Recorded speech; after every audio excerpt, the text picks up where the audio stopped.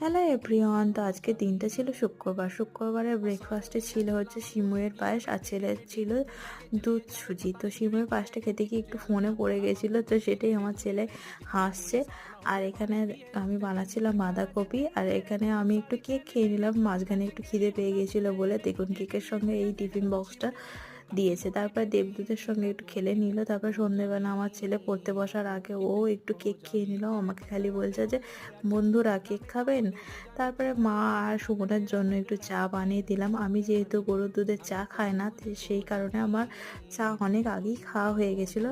এখানে সুমন চা খেতে খেতে আমার ছেলেকে বলছে, তোর হাতে কি করেছিস, ওটা লাল লাল লেগে আছে। রং পেন্সিল দিয়ে হাতে এরকম ডিজাইন করেছে।